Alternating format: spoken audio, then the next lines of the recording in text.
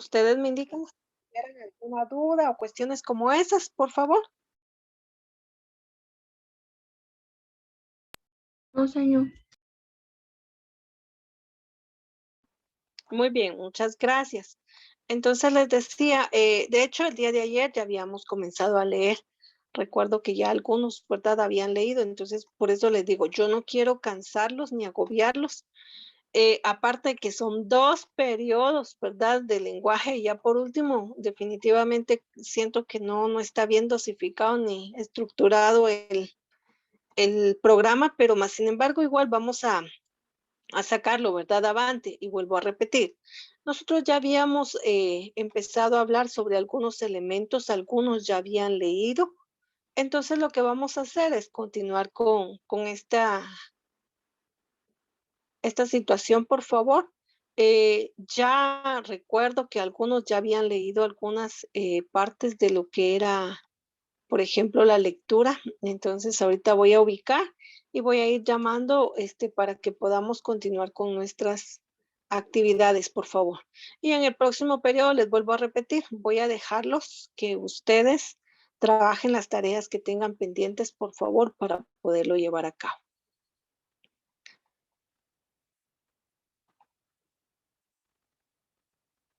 Muy bien, me parece que nos habíamos quedado entonces en la melodía. Vamos a leer Sócrates.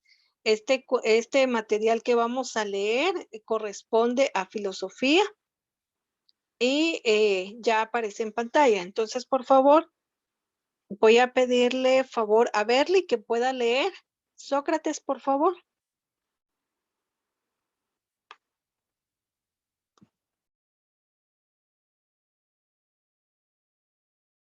Sí, señorita. Muy bien, gracias. Sócrates, pese a ser considerado por casi todos como el padre de la filosofía, Sócrates 470-399 a.C., no escribió ni un solo libro. Lo conocemos de segunda mano por lo que otros escribieron sobre él. Nació en Atenas, Grecia, en el siglo V a.C. Destacó como soldado en una de las muchas guerras que libró Atenas, para luego convertirse en un personaje peculiar de esa sociedad. Conversaba con cualquiera que se cruzaba en su camino, especialmente con los jóvenes de la ciudad, al contrario de los sofistas, profesores que recorrían el país cobrando por enseñar a los jóvenes retórica y otras habilidades políticas.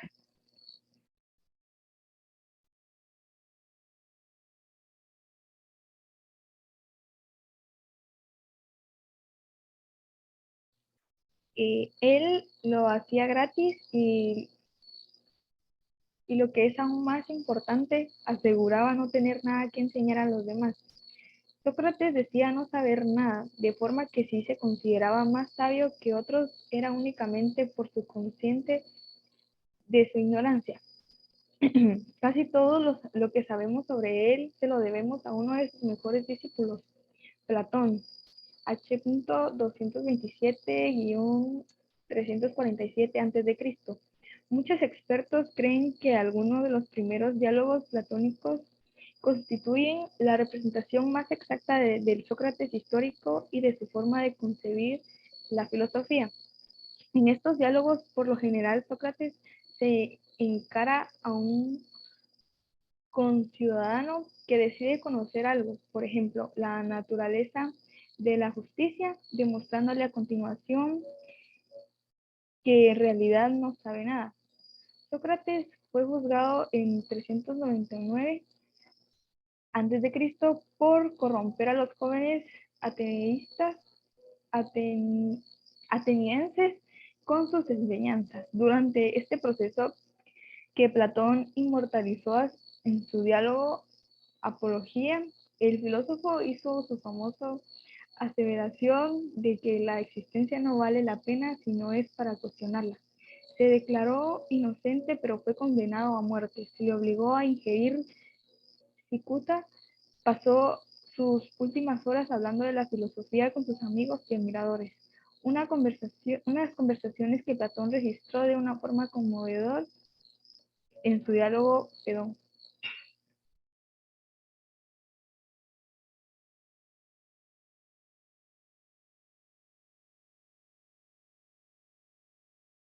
Muy bien, muchas gracias. Voy a continuar. Eh, tenemos a Noé, por favor. Le voy a pedir a Eida Morales que pueda leer, por favor, Noé.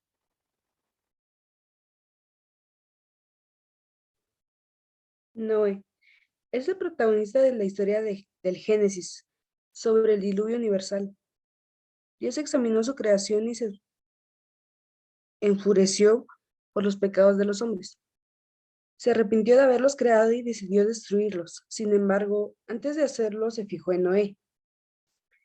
No tenía pecado alguno sobre su conciencia, así que Dios decidió salvarlo de la destrucción segura.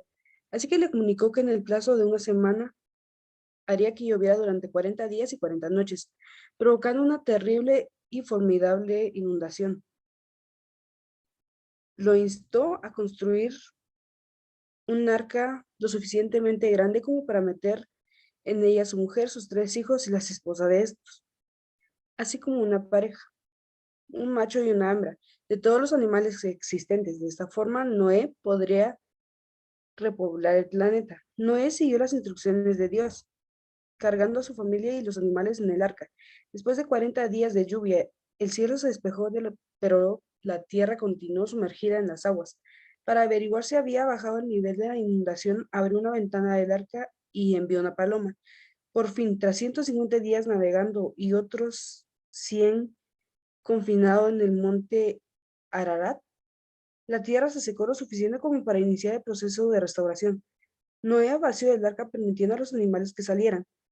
Dios le conminó a él también a reproducirse, creced y multiplicaos. Génesis 8:17. Y le prometió que nunca más destruiría a la humanidad. Para sellar ese compromiso, creó el arco iris. Los historiadores y teólogos cristianos y judíos levemente en sus interpretaciones de la historia de Noé. Para los cristianos, esta figura simboliza una fe ideal en Dios, representada por la confianza y obediencia que fueron las que le salvaron a él y a su familia. Los judíos creen que en cambio que simboliza una fe reacía, pues Noé fue uno de los últimos en subir en el arca, lo que sugiere que su convencimiento podía no ser tan profundo. Pese a estos matices, ambas tradiciones contemplan a Noé y el diluvio universal como pilares fundamentales de su narrativa religiosa.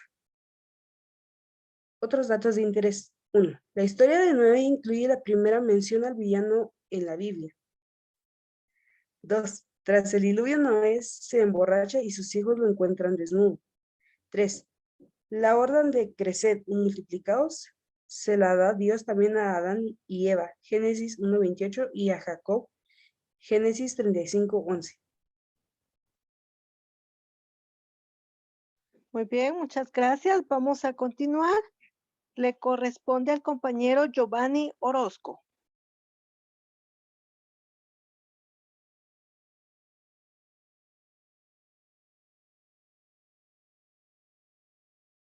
Esparta contra Atenas, por favor.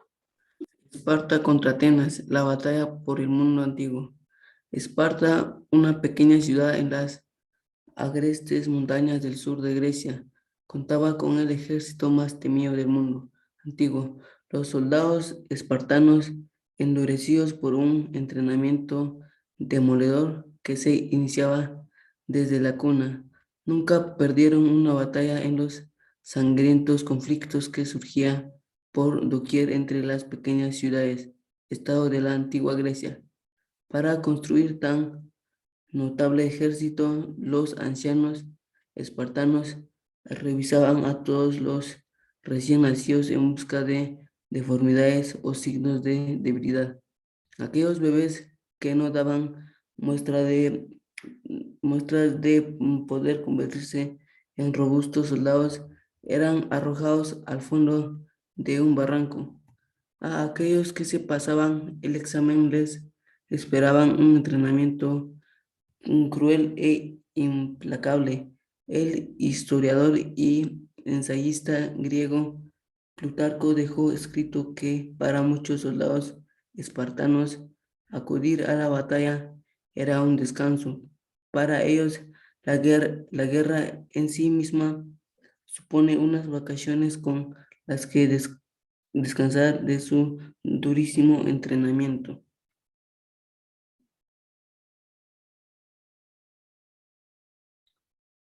La rivalidad entre la militarista Esparta y su vecina Atenas sobrevoló la historia de la antigua Grecia. Atenas, el lugar en el que nació la democracia, era una sociedad mucho menos estricta, al contrario que su vecina, en la que quedaba poco tiempo libre para dedicarlo a la cultura. Atenas fue la cuna de algunos de los hallazgos más extraordinarios de la filosofía, el arte y la ciencia que jamás haya alcanzado el ser humano. Los dramaturgos Esquilo, Aristófanes, Eurípides y Sófocles, amén de los filósofos Aristóteles, Platón y Sócrates nacieron y vivieron en Atenas durante la Edad Dorada de esta ciudad en el siglo, aunque unieron sus fuerzas de forma temporal para rechazar dos invasiones persas. La mayor parte del periodo clásico la pasaron compitiendo por el liderazgo del mundo helénico, cuando las ciudades iban a la guerra, y eso es algo que sucedió varias veces entre los años 550 y 350 antes de Cristo. Se producía un choque de civilizaciones en el sentido más amplio del término, mientras que los famosos soldados espartanos tenían ventaja en tierra firme. Atenas destacaba de su poderío naval.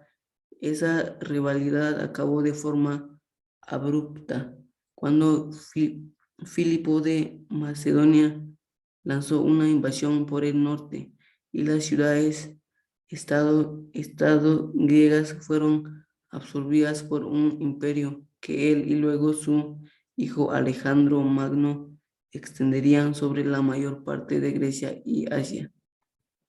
Otros datos de interés. 1. Esparta era la capital de la región griega, la Laconia. La palabra lacónico deriva de la actitud tacituma de los endurecidos soldados espartanos. 2. Para probar su dureza, los jóvenes espartanos competían a ver quién resistía más latigazos. 3. Muchos de los edificios de las acrópolis ateniense, incluido el famoso Partenón, fueron construidos durante la Edad Dorada en el siglo BAC. En el siglo V antes de Cristo. Te saltaste el anterior también. Muy bien. Vean qué dato curioso ustedes. Dice que para probar su dureza, los jóvenes competían, ¿verdad? Para ver quién recibía más latigazos. Eso era algo cruel, más que dureza. Muy bien, vamos a continuar. Kiara, por favor, en la siguiente lectura.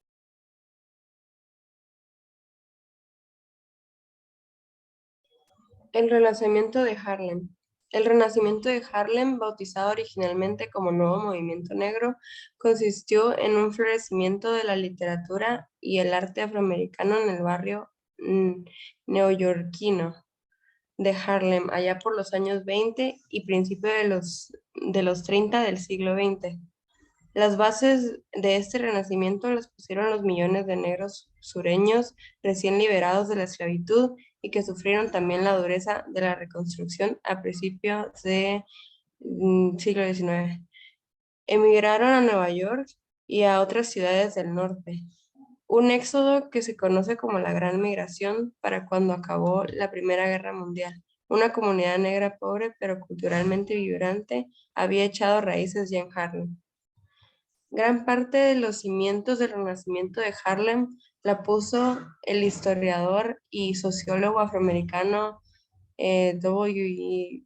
de Du Bois, famoso por su tratado sociológico The Souls of Black Folk, El alma de los negros, 1903, y por el papel que desempeñó en la creación de la NAACP, National Association for the Advancement of Colored People, Asociación Nacional para el Proceso de las Personas de Color, en 1909. Du Bois impuso un nuevo tipo de conciencia cultural y orgullo negro, inspirado a una generación de jóvenes escritores y artistas para que generaran una voz propia afroamericana. Uno de los líderes de ese movimiento fue James Weldon Johnson, autor de la novela 345, Autobiografía de un antiguo hombre de color, 1912, y de la célebre colección de sermones de versos God's Trombones, Los Trombones de Dios, 1927. A Johnson le siguieron Nella Larsen y Zora Neale Hurston, cuyas respectivas novelas Paso, 1920, y Their Eyes Were Watching God, Sus ojos miraban a Dios, 1937. Se cuentan entre las primeras obras literarias de mujeres afroamericanas aplaudidas por la crítica. El renacimiento de Harlem tuvo un esplendor particularmente notable en términos poéticos, mientras muchos de los escritores líricos de ese movimiento, como por ejemplo Countee Cullen, cultivaban las formas tradicionales, otros, como Langston Hughes, incorporaron a sus obras los ritmos del entonces nuevo y floreciente género musical, el jazz. Esos vínculos entre música y literatura resultaban inextricables en este movimiento. Grandes figuras de ambos campos se inspiraron mutuamente a lo largo de su vida artística. En los años 30, el renacimiento de Harlem fue apagándose al golpear con especial dureza la Gran Depresión a la comunidad negra de Nueva York. Pese a esto, los nuevos estilos y temas que nacieron durante su apogeo allanaron el camino para los nuevos estilos y para Ralph Ellison, Richard Wright, Lorraine Hansberry, Toni Morrison, Alice Walker y otros exponentes de las nuevas generaciones de novelistas, poetas y dramaturgos afroamericanos. Otros datos de interés. Esta era vio también nacer un gran número de pintores negros de renombre, entre los que destacan Palmer Hayden, Louis Malou Jones y William H. Johnson. Muchas gracias, Kiara. Bueno, ahí nos habla, ¿verdad?, de cómo la cultura afroamericana, en su momento, ¿verdad? Todos conocemos que ellos fueron sometidos a esclavitud por un largo tiempo, por siglos, y que luego, ¿verdad? Con los cambios que se dieron, pues ellos también incursionaron dentro de la literatura, la filosofía, y aquí nos presenta, ¿verdad?, que después se introducen dentro de la pintura. Claro está, no son los únicos artes que se tienen para ellos, ¿verdad? Sino hoy en día, pues sabemos que ellos destacan también en la música, pero los inicios fueron esos. Gracias, vamos a continuar, por favor, con Nidia.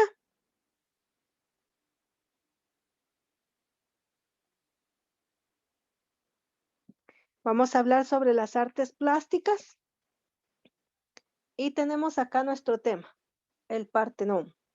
Ya lo habíamos mencionado anterior, donde habíamos hablado de Sócrates. Por favor, Nidia. Miércoles, día 3, semana 3, artes plásticas. El Partenón. El Partenón fue construido entre los años 447 y 432 a.C. por encargo del famoso estadista Pericles, que quería celebrar la victoria de los griegos sobre los persas. Ubicado en una zona de la Acrópolis ateniense en la que antes se elevaba a otro templo, se consagró a Atenea Partenos, la deidad patrona de la ciudad. Es uno de los templos griegos mejor conservados en la actualidad. De acuerdo con lo que cuenta Plutarco, fue construido por los arquitectos Íctino y Calícrates. La efigie de casi 12 metros que hay en su interior fue esculpida por Fidias que también supervisó las muchas esculturas de la estructura exterior del templo. Los templos de la antigua Grecia eran por lo general de planta rectangular y se podía acceder a ellos por cualquier lado subiendo los escalones. Muchos, como el Partenón, tenían columnas a lo largo de su perímetro. Cuando construían estos templos, los griegos solían seguir las reglas de uno de los tres órdenes arquitectónicos: dórico, jónico y corintio. Estos se distinguen fácilmente entre sí por sus proporciones y capiteles, la parte superior de las columnas esculpida. Sin embargo, al contrario que la mayoría, el Partenón combinaba elementos de dos órdenes, dórico y jónico. Sus arquitectos incluyeron también refinamientos ópticos, es decir, leves distorsiones que mejoraban la apariencia del edificio. Por ejemplo, su base y su línea superior se curvan suavemente hacia arriba, puesto que si fueran perfectamente rectas, el ojo humano las percibiría como si estuvieran abombadas hacia abajo. De igual forma, las columnas son más finas en su base, lo que las hace parecer más altas a aquel que las mira desde abajo. En sus orígenes, el Partenón tenía un techo de madera y un tejado de tejas. Además, estaba pintado con colores brillantes. Había métopas, relieves cuadrados alrededor del templo. Sobre las columnas, que representaban batallas mitológicas a modo de metáforas de la victoria griega sobre los persas. Un friso ininterrumpido ilustraba la festividad anual en honor a Atenea Partenos, justo debajo y detrás de las columnas de los cuatro muros del edificio. El Partenón fue usado como templo de oración durante muchos siglos tras la caída de Atenas. Se convirtió en una iglesia en el siglo VI, luego sirvió una mezquita para los turcos, que conquistaron Grecia en 1458.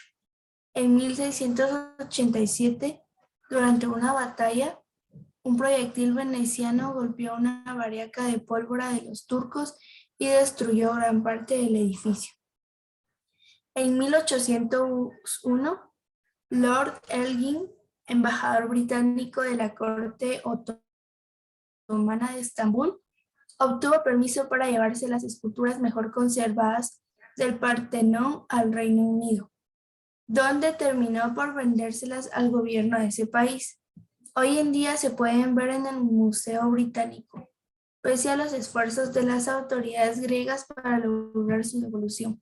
El templo lo visitan incontables turistas cada año desde 1832, cuando los griegos recuperaron el control de Atenas. Muchas gracias.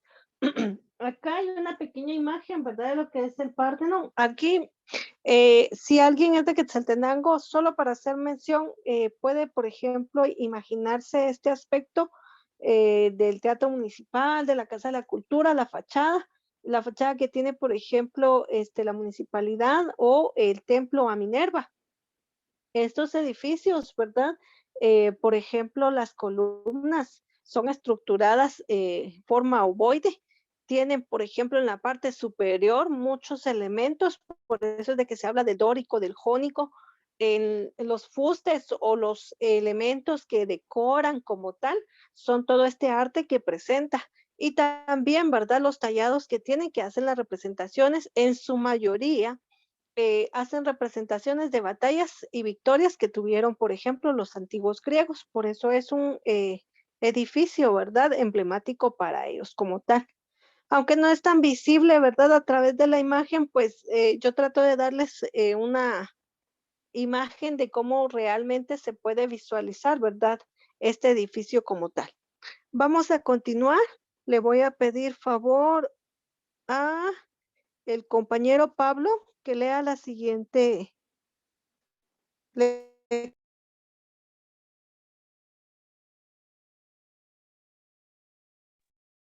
sistema Este solar. corresponde a ciencia. Sí, por favor, el sistema solar. No. Espere. En el colegio nos enseñaron que el sistema solar está formado por el Sol, 9 planetas y sus respectivas lunas, pero no es tan sencillo. Nadie sabe realmente cuántos planetas tienen porque los científicos no se han puesto de acuerdo en cómo definir un planeta. Todos los astrónomos coinciden en que hay 4 terrestres: Mercurio, Venus, la Tierra y Marte, y 4 gaseosos: Júpiter, Saturno y Urano y Neptuno. Pero Plutón es objeto de una fuerte disputa. En 2006, los astrónomos reclasificaron Plutón como planeta enano. Plutón tiene un tamaño similar a 2/3 de nuestra Luna y tarda 248 años en dar una vuelta alrededor del Sol. Este diminuto cuer- cuerpo helado recorre una extraña órbita elíptica en un plano diferente al de los 8 planetas. Su frialdad, la distancia que lo separa de los demás y su extravagante camino alrededor del Sol han llevado a muchos científicos a creer que en realidad es un cometa del cinturón de Kuiper, una región de objetos celestes más allá de los límites del sistema solar. Hace poco se descubrió además un rival de Plutón en el cinturón de Kuiper, un pedazo de roca helada bautizada oficialmente como 2003, no sé qué dice eso, pero reconocida familiarmente como Xena. Está 3 veces más lejos del Sol que Plutón y tiene una órbita aún más extraña de 560 años, inclinada 45 grados sobre el plano del resto de los planetas. Pero 2003 V313 es más grande que Plutón y muchos científicos creen que sí este mereció la denominación de planeta Xena también. Muy bien, gracias. Ahí tiene el reconocimiento, ¿verdad? De cómo lo ubican. Es un registro establecido. Y como todos sabemos, ¿verdad? Plutón es el planeta más pequeño. Algunos todavía científicos establecen que no pudiera ser como tal planeta, ¿verdad? Y por los elementos que contiene, pues aún, ¿verdad? Algunos se atreven a no clasificarlo como tal, sino establecerlo, ¿verdad? Como parte del sistema, pero no como un planeta. Muy bien, les pido disculpas, como yo estoy tomando directo desde el internet, digamos, las imágenes, algunas no las va a reconocer porque recuerden que algunos sistemas están prohibidos. Entonces, por esa situación es que se ve así. Si usted ya tiene descargado su libro, automáticamente lo va a poder reconocer. Muy bien, pasamos a la siguiente, que sería música. Le voy a pedir favor a Wanda que lea, por favor. Sí, señorita, voy.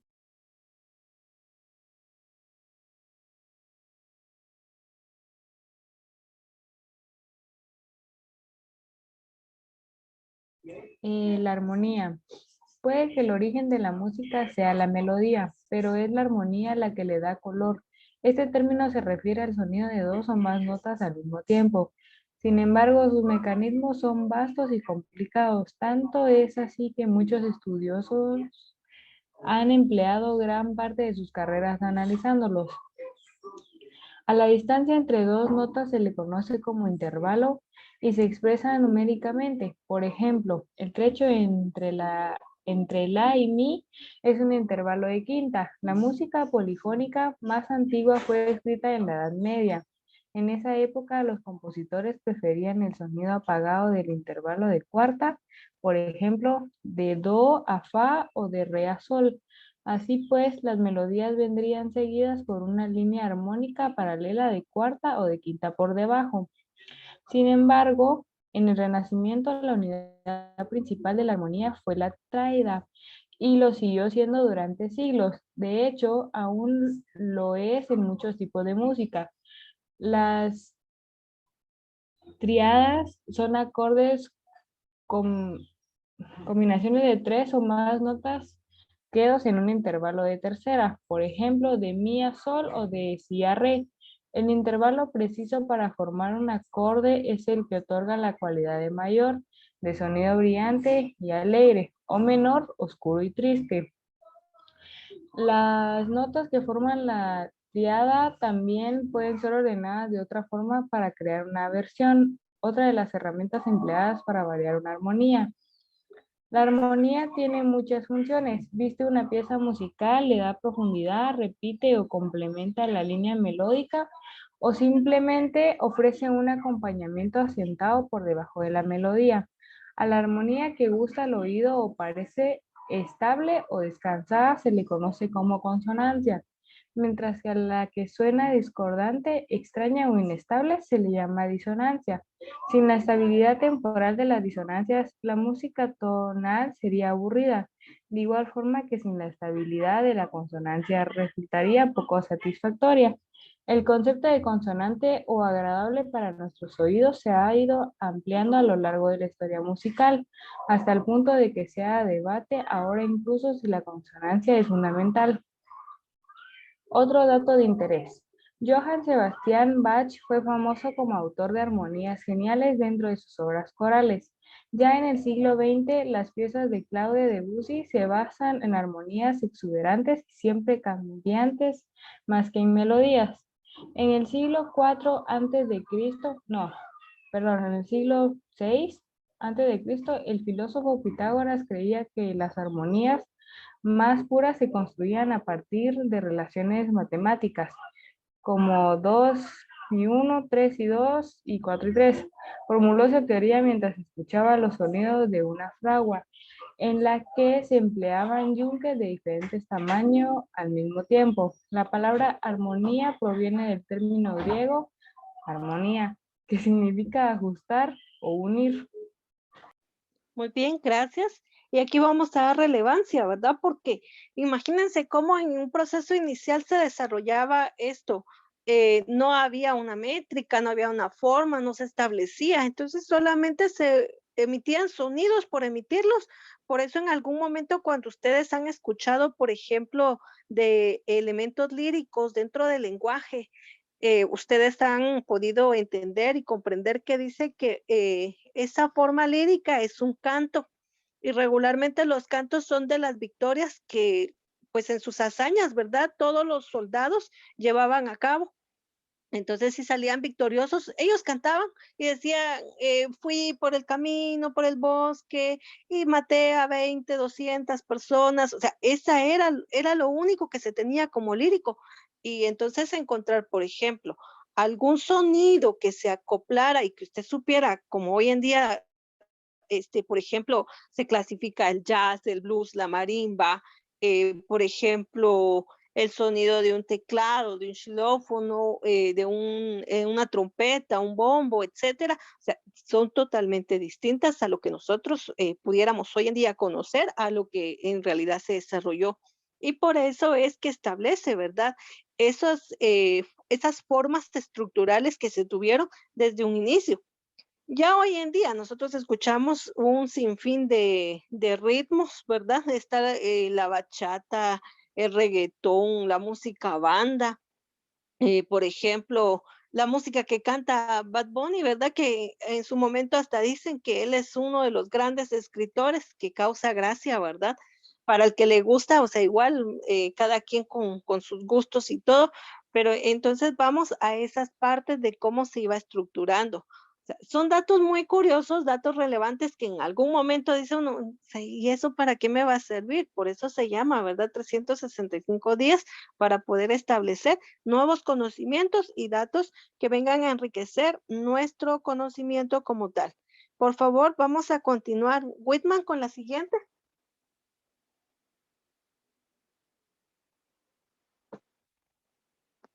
Tenemos a Platón en el área de filosofía.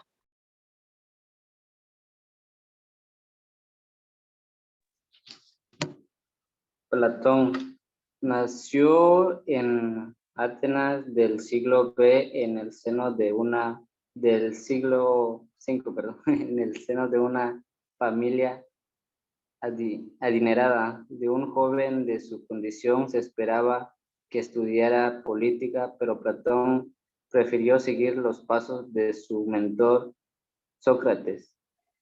470-399 a.C. y convertirse en un filósofo. Los escritos filosóficos de Platón están estructurados a modo de diálogos en los que dos o más personajes discuten sobre un tema. La figura central en la mayoría es Sócrates. Dado que Platón nunca participa en los diálogos, los estudiosos se hacen una pregunta: ¿cuánto de lo que Platón pone en boca de Sócrates constituye en realidad parte de su pensamiento y cuánto se limita sencillamente a informar sobre el de Sócrates? Muchos creen que los primeros diálogos platónicos constituyen un testimonio histórico preciso de las enseñanzas socráticas. Según estos estudios, más adelante Sócrates se convertiría en esas obras en un personaje literario al servicio de Platón. Platón es famoso sobre todo por su teoría de las formas, cosas abstractas e inmateriales, a las que imitan los objetos físicos de nuestro mundo. Otra teoría muy conocida de este filósofo se basa en la que el conocimiento no es otra cosa que recuerdo. Platón creía que el alma era inmaterial y que existía antes de habitar el cuerpo.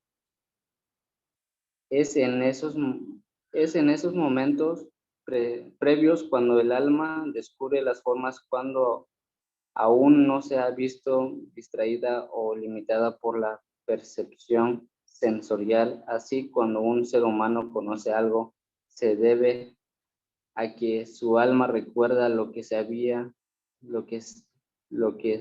antes de habitar su cuerpo. Platón dividía el alma en tres partes: la